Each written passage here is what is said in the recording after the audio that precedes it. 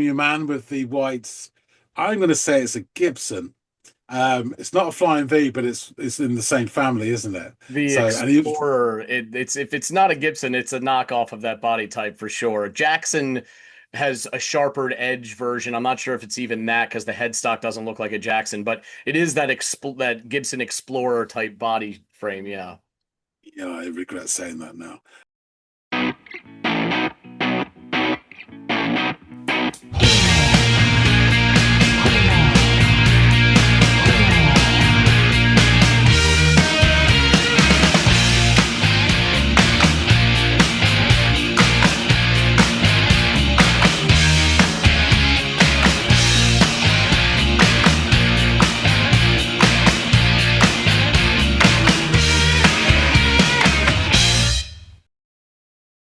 Hey, everybody, and welcome to another episode of That's Audiophiles.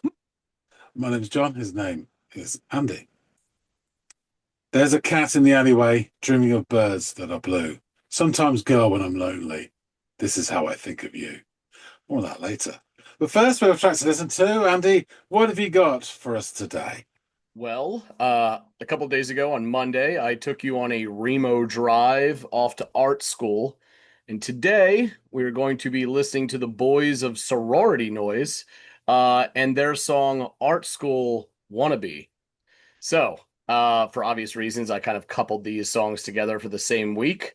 One talking about art school, the other one talking about an art school wannabe. So please go off and give Sorority Noises Art School Wannabe a listen and a watch, actually, because I'm going to throw you the Audiotree live performance of this track by them.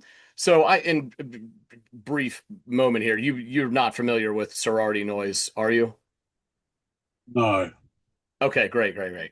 Okay, cool. Well, then you can fly blind, go off, listen to, check out, watch all of the above. Some Art School Wannabe by Sorority Noise.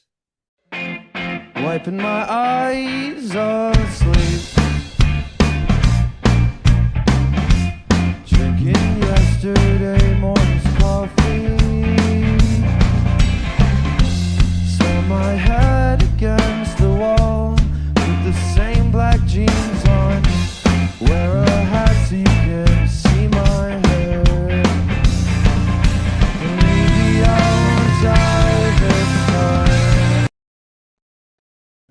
Interesting start. It has that sort of jaunty guitar rhythm with the bright drums popping. It kind of made me think of a sort of um, shambling Libertines song. Yeah, it's just about wiping his eyes asleep and drinking yesterday's morning coffee. And then they changed the rhythm. So the tempo changed down. There's something about slamming his head against the wall, which is weird because the rhythm then when it's sort of relaxed, almost like you're sitting back in a comfy chair, it doesn't sound like slamming or any sort of turmoil at all. Um, and something about putting black jeans on. And then it went back into the original rhythm. And something about a hat to hide his hair, something like that. Um, so this sounds like we're in um, sort of self-absorption territory. Maybe emo-esque a little bit. Yeah, we'll see how it goes. Interesting. And it sounds like this was just coming to some sort of different change, a little change in melody again. So let's get that. My hair. Maybe I'll die this time. Maybe I'll be fine this time. Maybe I'm my own greatest fear. Or maybe I'm just scared to admit that I might not be as dark as I think. Maybe I am not the person that I never wanted to be. Maybe I'm my own greatest fear. Or maybe I'm just scared to admit that I might not be as dark as I think. I might not be as dark as I think. Okay, so obviously, we get this sort of pre-chorusy bit, which is quite sort of yawning notes and almost in a kind of Morrissey way. So maybe I won't die this time. Very sort of melodramatic, which is quite funny. And then the universal indication for transition, quick drum fill, and someone's puts their size 10s on a pedal and away we go into fuzz territory. It sounds all right. It just sounds a little bit sort of, I want to say, bolted on a little bit. But I guess there's a lot of, I would put it down as a very sort of the young American bands from the late noughties and the teens that sounded like that. They would just put this fuzz bit in. I blame Weezer. But yeah, so it sounded all right. There was a load. It's hard to tell what he was saying there. Not one of the best of that at any one time. There's a lot of maybes in there. They again just for a line. They pissed around with the tempo there and then brought it back in again. But yeah, I think maybe maybe I'm not so smart or something. Maybe I'm not that smart. I think he said. We'll continue and see how it progresses.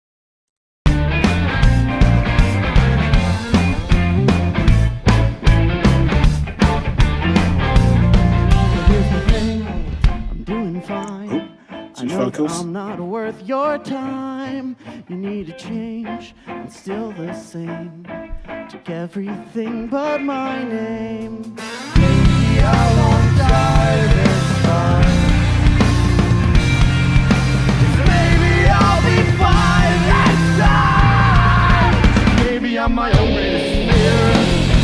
And maybe I'm just scared to admit that. I might not be as dark as I think. Maybe I am not the person that I never wanted to be. Maybe I'm my own greatest fear. Or maybe I'm just scared to admit that. I might not be as dark as I think. I might not be as dark as I think. Hello.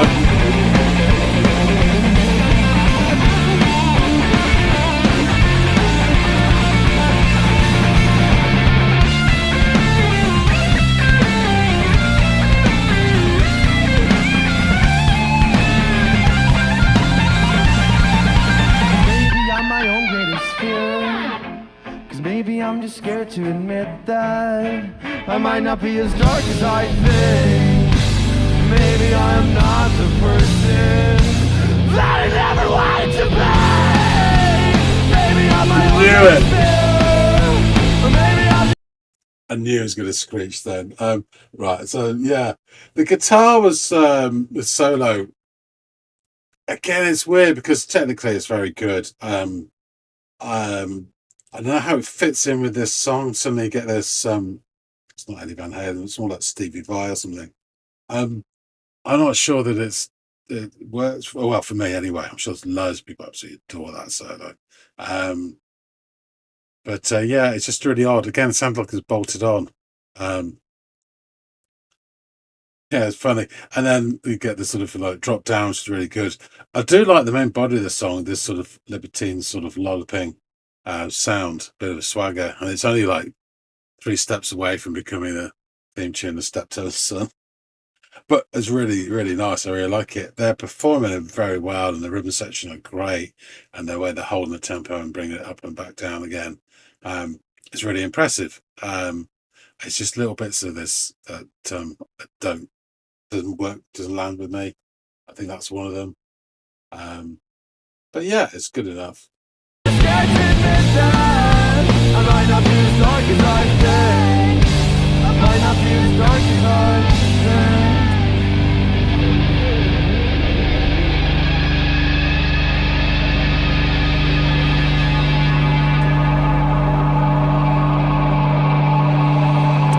Foxing t-shirt.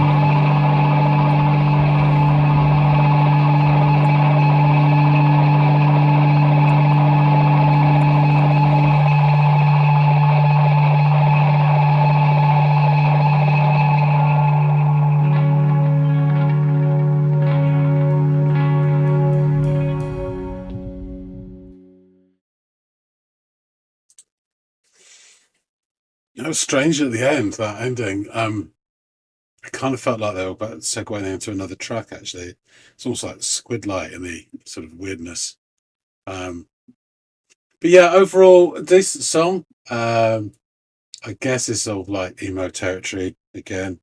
Um, I thought it was, yeah, a really good live performance. There's just a couple of bits in it that didn't land with me. Like they probably are the very things that Andy loves about this track, and most people do as well. But that's just me, hey. Let's find out some more. Let's go back and chop it up with Andy. All right, John, you are back. So, what did you make of Art School Wannabe? First off, the band name, Sorority Noise. Now, while it's not a terrible name, it is rather limiting. You don't want to be in your 30s or 40s in a band called Sorority Noise. Just my thoughts.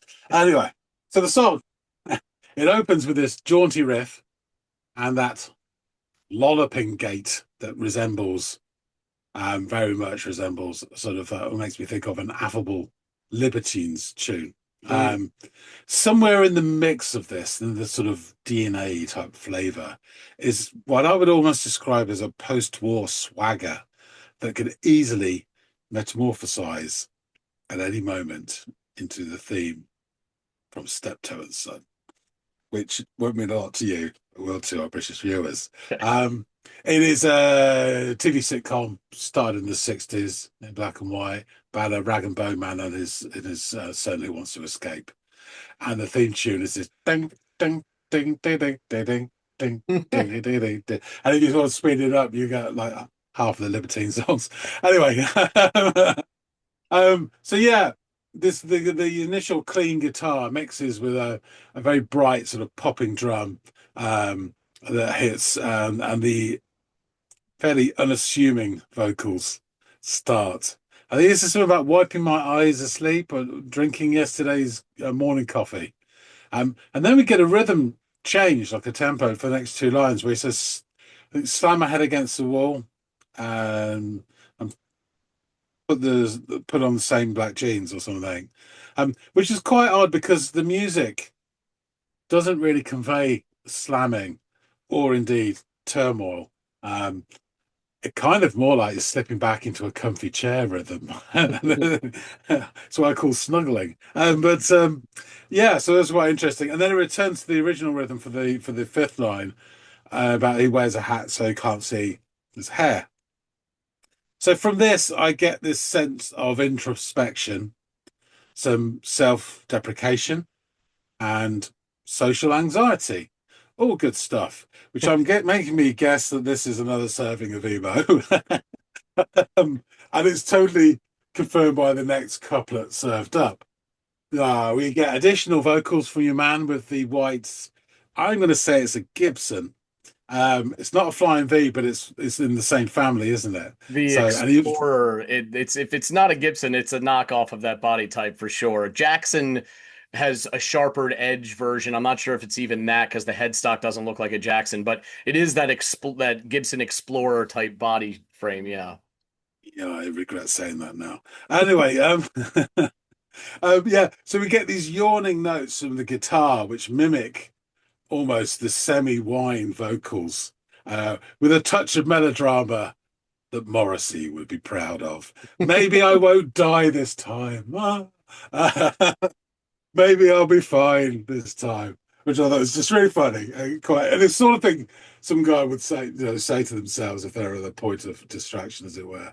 At this point, we get the traditional signal, as we say many times, that things are going to change with the transitional drum fill, and somewhere a size 10 boot comes down on a pedal very hard, and we ushered for a surge of fuzzy distortion, riding on a wave of cymbal-induced spume. This part does have the most young American band sound to it, with a touch of, I guess, quite loud quiet to it as well. And what I mean by that is there's a I think late noughties and into the teens, there was quite a few bands who would sort of use, from my limited knowledge, this sort of method to ramp things up. At this point, it's harder to discern the lyrics. Not that I really stood much of the fighting chance anyway, but I did catch a number of words a few times. Um, there was one certain word in particular which I caught a lot of, and I'm wondering what the collective noun is for this. Maybe it's a shrug of maybes or a perchance of maybes, but there's definitely that started the line a number of times. And there's also something about fear, being scared. All good stuff. And it ends with so it might not be as dark as I think. More self-doubt, and I don't think he's going down the Michael Jackson route there. I think this is his outlook as being dark. So yeah, they dismount from the fuzz wave and then go back into that shambling rhythm of before. And this time though, we get the verse sung by a man in white, who actually possesses a seething rage, which is classic for those with a very fine parting. You know, they're the ones to watch. They're the ones who are involved in the shooting in the workplace. Um, he sings about doing fine and heaps up the passive aggressive quota by saying he isn't worth a subject's time. I wasn't sure if this was referencing a romantic relationship or just general anxiety, like general sort of mean girl scenario. But after the classic "You've changed, I haven't," he states that they took everything but his name, which I guess is a reference to marriage, I think. So yeah, after that, that pre-chorus with the is repeated again, which again shifts in timing and tempo. But there seems to be more added sort of frustration to the vocals until your Gibson man absolutely loses it with a screech, which kind of shocked me. I wasn't aware that he had it squirring away inside of him, like John Hurt in Alien, but it's let loose at the same time as all the fuzzes as well. And I think his guitar is probably the fuzzier one of the two as well. I'm sure it is. So then again, we get amongst all the maybes, a roulette of maybes, perhaps. They chop the tempo up again briefly, and the last couple of lines are really mumble at this point by our man, the lead singer, because the Gibson is being warmed up for a frontal assault. With all the aplomb of a Guitar Hero veteran, he launches into a proper face melter, channeling Stevie Vai. It's really technically impressive, but and I don't mean this to be sound harsh. But it kind of reminds me of some of those Weezer solos that feel unrelated to the rest of the song. Maybe it's a bit of for me, it's a bit of a bolt on. But he definitely enjoyed it, and I'm sure the rest of his mates did as well. So after the pyrotechnics, it all drops down for another scratch card of maybes, with the drummer picking it back up with some two-fisted pounding. And then we get another snatch of a screech as they finish with "I might not be as dark as I think." The last 30 seconds after this are really interesting as the sort of reverbed guitar oscillates down to these sort of gentle arpeggio, so like an earthquake coming downwards, and the drummer awakes from his reverie to start tippy-tapping. And this surely must be a segue into another track because it sort of stops there. And there's absolutely no reason for them to do that at the end of the song, except if they just wanted to. But I'm guessing it goes into another song. And it's a really very different sound to the rest of the thing. So on the whole, I really enjoyed the main body of the song. And again, that sort of shambling Libertines-esque, and that's the first one that springs to mind. I'm sure there are other bands that sound like that as well. But I suspect that the aspects that really draw the fans in, so a bit of the screeching and a bit of the Eddie Van Halen, it didn't work, it didn't land with me. I think I was really impressed with the performance, particularly the control from the rhythm section, the way they kept it all together, and changing the time signatures was really well done. And I did notice that the drummer was wearing a Foxing shirt as well.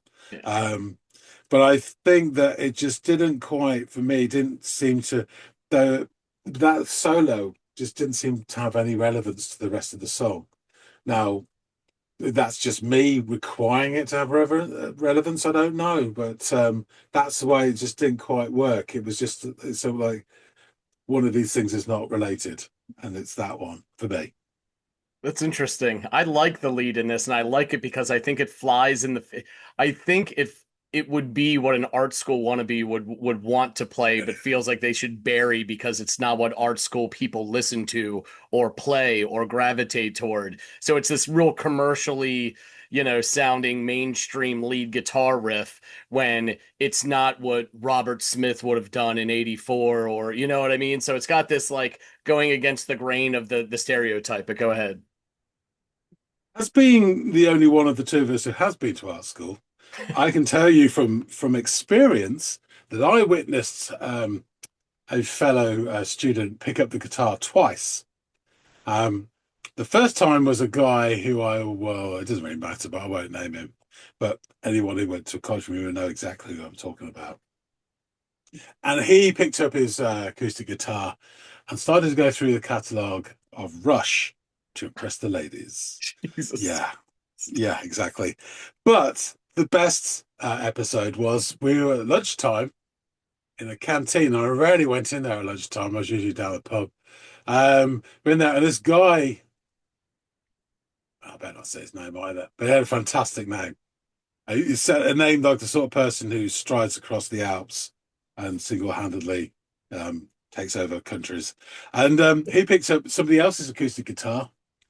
And again, this won't mean much to you, but he then proceeded to play the theme to snooker on the television of ding ding ding ding ding ding ding, and it's all because it's a sports theme, everybody knew it. Yeah. And there's me and three others with our gobs completely open. I've never seen anyone play it on acoustic guitar, and he was drumming away. And then he just put the guitar down and walked away, and that was like, wow, mic drop. So yeah, that's my two experiences of someone playing guitar at art college. Yeah. Yeah. Yeah, I think if someone had done that solo in front of me, he would be eating something very quickly, like a shoe. I don't know, whatever. But I guess I see your point, though. It's yeah, it's a sort of a incongruous. Yeah, yeah, exactly. Yeah. It's got a stadium vibe in a setting where, stadium rock and that kind of thing isn't the, genre du jour or whatever for these kind of folks. But having said that as well, sorry to, but of the rest of the band, Emmanuel Gibson stands out in his visual aesthetics as well. And it's interesting because there were at Art College Studio, there was a bunch of us that wanted to be, Dali or whatever, and had this highfalutin stuff. And there was a couple of guys in sensible glasses and cable knit sweaters who wanted to be graphic designers. And they're the bastards who made all the money. Exactly, exactly. They were still art school students, but there was a strong sense of capitalism running through their Yeah. veins. Yeah, Yeah. yeah, I get it. And they look more like Jeffrey Dahmer than the rest of us as well. Yeah, Um, probably not far off. So yeah, sorry. sorority noise, and thank you for your feelings on the song and your observation, John. So sorority noise was an American emo band from Hartford, Connecticut. They formed in 2013 by vocalist Cameron Boucher of the then screamo band Old Gray, and he was joined by Old Gray drummer Charlie Singer, Prawn bassist Ryan McKenna, and the second guitarist Adam Ackerman. Sorority Noise are described as melodic indie rock, infusing elements of emo, punk, and mellow alt rock. The band's lyrics have been described as introspective and reflective. They released their first cassette titled Young Luck in 2013 via Broken World Media. In May of 2014, the band released their debut album titled Forgettable via Dog Nights Productions and Broken World Media. In March of 14, the band supported 3 dates of McKenna's other band, Prawn's headlining tour, alongside Old Gray. In June of the same year, the band supported Modern Baseball on their U.S. headlining tour alongside Tiny Moving Parts, The Hotelier, and Old Gray on select dates. In October of 14, the band played a small string of co-headlining dates on the East Coast with the band Pinegrove, who we've listened to a couple times here on the channel. The next month, the band released a split extended play with Somos. In February of 15, Sorority Noise opened for You Blew It on select shows, and in the spring, they supported the band Hostage Calm on their final show in Wallingford, Connecticut, as well as the band Fireworks on their final tour before their hiatus. Their sophomore album, Joy Departed, was released on June 16, 2015 via Top Shelf Records. Later that summer, Sorority Noise opened for Motion City Soundtrack during their Commit This to Memory 10-year anniversary. They would also open for several other bands, including Knuckle Puck and Modern Baseball. Again, Alternate Press named them as one of the 100 bands you need to know in 2015. Sorority Noise released an EP titled It Kindly Stopped For Me on April 22nd, 2016. The EP was announced during a Nottingham show and promoted the song Either Way. In support of the EP, they opened for Citizen and Bayside. In October of 2016, they released a split single with The World is a Beautiful Place and I'm No Longer Afraid to Die, titled Leaf Ellis / Smoke and Felt via Triple Crown Records. And that very long-winded title there, The World is a Beautiful Place, I'm No Longer Afraid to Die. They are a really good band as well. I might bring some of their stuff in the future. Later that month, Boucher announced his own independent record label, Flower Girl, and the label re-released Sorority Noise's debut, Forgettable. The band embarked on their final United States headlining tour in the fall of 2016 with support from Rat Boys and Free Throw.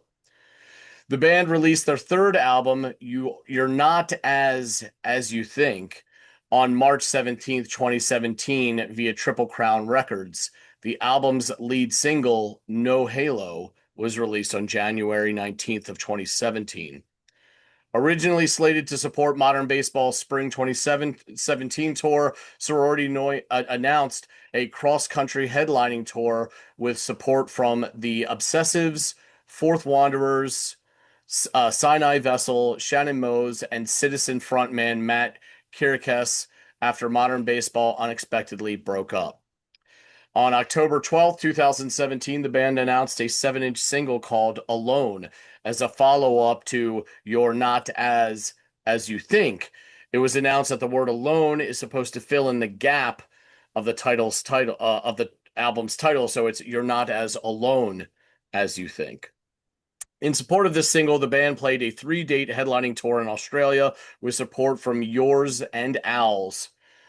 On December 8th, 2017, the band supported Foxing at the 20th anniversary showcase of Triple Crown Records, playing their third album in its entirety. The band announced in February of the next year that they would be releasing a complete reworking of You're Not As You Think, entitled YNAAYT, on the 1-year anniversary of the album. The record features all songs from the previous LP reworked with strings, except for Where Are You and New Room, which were replaced with a cover of Leonard Cohen's Chelsea Hotel No. 2 and a new song, Window, respectively. In March of 2018, Sorority Noise announced that they would be going on hiatus following their spring 2018 tour. This track, Art School Wannabe, features on the band's aforementioned sophomore effort, Joy Departed. Our old friend Ian Cohen over at Pitchfork, hit it, John, offered up the following about this track and the album in his review. In Art School Wannabe, Cameron Boucher sings in a nasal tone, pinpointing that post-pubescent sour spot where snark becomes an all-purpose defense mechanism against emotional disturbance. It bops along to a chipper shuffle that brings to mind, depending on your age and generosity, the Front Bottoms, mid-period Weezer, or Ben Folds 5.